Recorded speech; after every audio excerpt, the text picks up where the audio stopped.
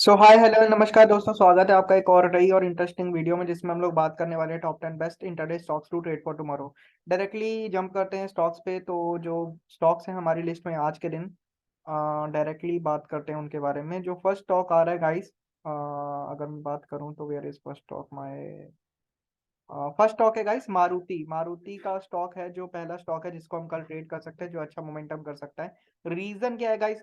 Reason अगर मैं बताऊं तो रीजन देखो सिंपल है। यहाँ पर एक बहुत अच्छा फॉल आया 1 आवर के टाइम फ्रेम पे, ठीक है। उसके बाद एक पुल बैक हुआ, ठीक है। ये जो पुल बैक हुआ गाइस, यहाँ से एक ट्रेंड लाइन लगा सकते हो आप।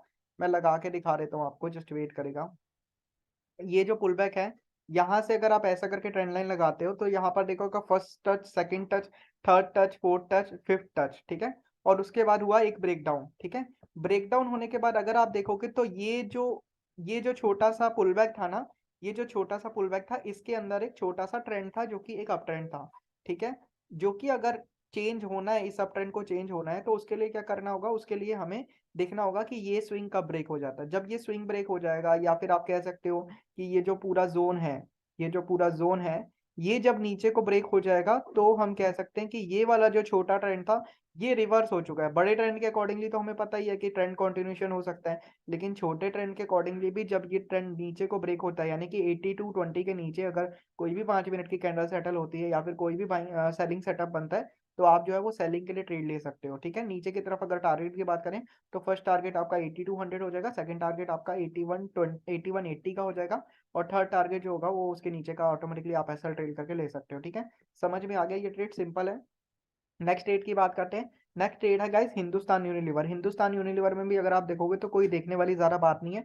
यहाँ पर जो रेड कलर का है वो रेजिस्टेंस है, ये जो ग्रीन कलर का है ये सपोर्ट है। अगर सपोर्ट ब्रेक होता है तो ये वाले टारगेट और ये वाले टारगेट के लिए हम लोग जो है वो सेल कर सकते हैं। बट अगर आपको दिखेगा सेलिंग की साइड में टारगेट छोटा है, ठीक है।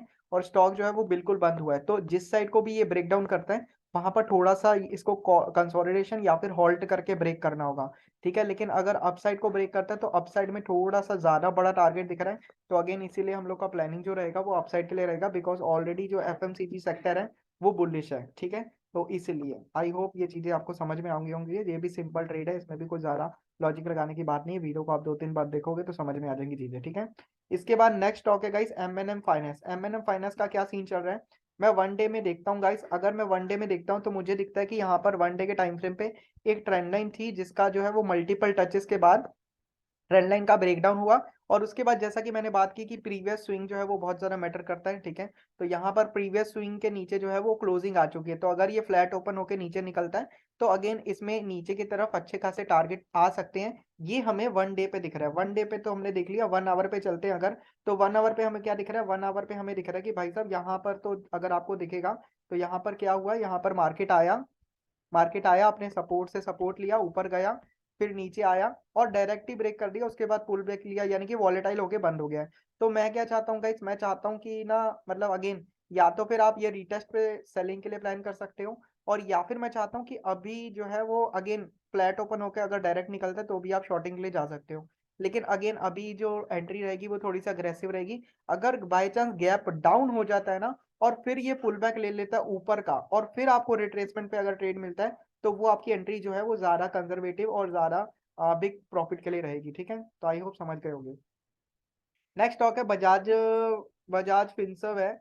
बजाज फिंसर्व की अगर हम लोग बात करें तो बजाज फिंसर्व जो है, यहाँ पर आपको दिखेगा कि वन डे के टाइम फ्रेम पे यहाँ पर एक बहुत अच्छा जोन बना के बैठा था, सपोर्ट जोन, जिसका इसने लगभग ब्रेकडाउन दे दिया है। और यहाँ पर अगर आप देखोगे तो यहाँ पर प्रॉपर आपको प्राइस एक्शन भी दिख रहा है। यहाँ पर ये वाली जो कैंडल थी ये लास्ट इनगल्फिंग लग रही थी, ये भी लास्ट इनगल्फिंग लग रही थी। यहाँ पर तो लास्ट इनगल्फिंग काम की, लेकिन यहाँ पर लास्ट इनगल्फिंग काम नहीं की, और दोबारा जो है वो प्राइस एक्शन बन के ये लो ब्रेक होने की कोशिश कर रहा है। तो अगेन गाइस, अगर मान लो दोबारा इसके नीचे प्राइस जाता है, ठीक है, आप अग्रेसिव एंट्री भी ले सकते हो, उसका कोई इशू नहीं है।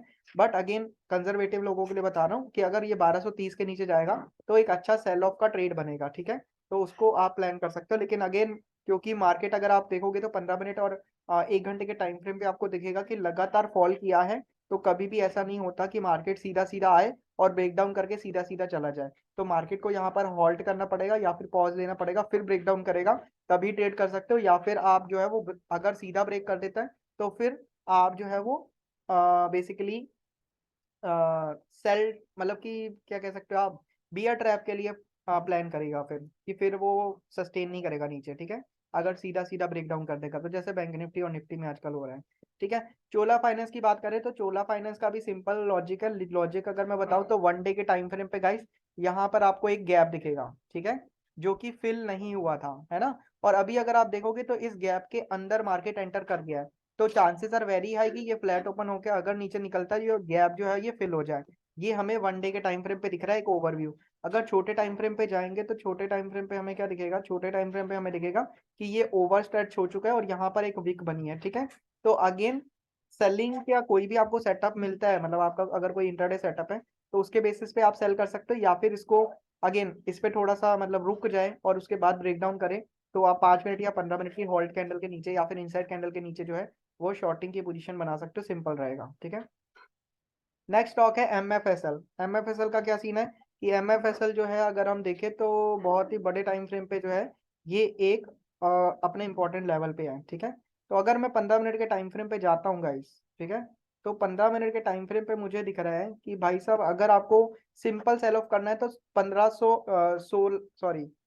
615 के नीचे शॉर्ट करो और 611 पे एग्जिट कर दो, ये सिंपल ट्रेड है ना। और इसके अलावा यहाँ पर अगर डबल बॉटम बनता है तो बाइंग बन सकती है, और अगर इसका ब्रेकडाउन होता है थोड़ा सा होल्ड करने के बाद तो एक और सेलिंग बन सकती है, ठीक है। तो 3 तरह के ट्रेड इसमें बन रहे हैं, सिंपल सेटअप भी बता दिया और थोड़ा सा कॉम्प्लेक्स भी बता दिया। नेक्स्ट स्टॉक है मुथूट फाइनेंस। मुथूट फाइनेंस की अगर हम लोग बात करें तो मुथूट फाइनेंस में बहुत अच्छा सेल ऑफ आया अगर आप देखोगे तो, ठीक है, यहाँ पर लगातार जो है वो सेल ऑफ आया है, लेकिन आपको जो है वो बाइंग के लिए प्लान करना है। अगर मार्केट यहाँ पर सपोर्ट लेके ऊपर निकलने की कोशिश करता है तो बाय करना है। अगर मार्केट यहाँ पर आकर डबल बॉटम बना के ऊपर निकलने की कोशिश करता है तो बाय करना है। अगर मार्केट यहाँ पर आकर डबल बॉटम बना के ऊपर निकलने की कोशिश करता है तो 950 के अबव में बाय करना, उससे पहले मत करना, ठीक है। और इसी के साथ साथ जो लोग ऑलरेडी ट्रेड करते हैं उनको समझ में आ गया कि ये लेवल जो है ये एरिया ऑफ इंटरेस्ट है, तो इन लेवल के ब्रेकडाउन पे आप सेलिंग का ट्रेड भी ले सकते हो, बट डेफिनेटली सेलिंग का ट्रेड जो रहेगा वो एक कॉन्ट्रा ट्रेड रहेगा, ठीक है। नेक्स्ट स्टॉक की अगर हम लोग बात करें तो नेक्स्ट स्टॉक है जीएनएफसी। जीएनएफसी लगभग अपने जो है वो 52 वीक लो पे आ चुका है, और अगर आप देखोगे तो अभी भी यहाँ पर एक ब्रेकडाउन देखने को मिल रहा है। तो अगर कल ये कंटिन्यू होता है तो एक बड़ा कैंडल बन सकता है। अभी ये 514 पे है, ठीक है, तो बड़ा कैंडल बनता है तो काफी बड़ा हो जाएगा मतलब सेल ऑफ। तो इसको भी आप कंटिन्यूशन में देख सकते हो, हालांकि अगेन 15 मिनट पे तो ये ओवर स्ट्रेच हो चुका है, तो एक पुल बैक पेंडिंग है। तो मैं चाहूंगा कि यहाँ पर थोड़ा सा हॉल्ट कर जाए, कंसोलिडेशन कर जाए, और उसके बाद आपको सेल ऑफ मिले अगर, तो आप उसमें पार्टिसिपेट कर सकते हो जीएनएफसी में, ठीक है। नेक्स्ट स्टॉक है आरटी इंडस्ट्री। आरटी इंडस्ट्री भी अगर हम देखेंगे तो बहुत अच्छा, अगर आप देखोगे तो यहाँ पर आपको दिखेगा कि 1 डे के टाइम फ्रेम पे एक डिसेंडिंग ट्रायंगल टाइप का बन रहा था यहाँ पर, ठीक है, जिसका नीचे को ब्रेकडाउन हो चुका है, ठीक है। तो दो कंडीशन हो सकती है गाइस अभी, या फिर ये क्या करेगा, या पुल बैक लेके फिर सेल ऑफ में आएगा, और या फिर ये क्या करेगा, फ्लैट ओपन होके सीधा ही जो है वो कंटिन्यू हो जाएगा। तो दोनों ही कंडीशन में आप जो है जी आरटी इंडस्ट्री को भी सेलिंग के लिए देख सकते हो, ये 1 डे का टाइम फ्रेम है, ठीक है। नेक्स्ट स्टॉक है इंडस टावर। इंडस टावर की अगर हम लोग बात करें तो ये बहुत अच्छे सेटअप में है, वाई बिकॉज एक बहुत अच्छा सेल ऑफ आया था, उसके बाद हॉल्ट किया था, अभी दोबारा कंटिन्यू होने की कोशिश कर रहा है, जो हमें 1 डे पे दिख रहा है। 15 मिनट पे अगर हम मैं चले जाता हूँ तो 15 मिनट में मुझे दिखेगा कि अभी जहां पर है वो इसके लिए जो है वो सपोर्ट लेवल है, ठीक है। तो अगर सपोर्ट लेवल पे डबल बॉटम बन के रिवर्सल आता है तो बाइंग के लिए जा सकते हैं, और अगर यहाँ पर ब्रेक डाउन हो जाता है तो सेल ऑफ प्लान कर सकते हैं। सेल ऑफ जो है वो बड़ा हो सकता है, बाइंग के लिए मैं ज्यादा प्रेफर नहीं करूंगा, ठीक है।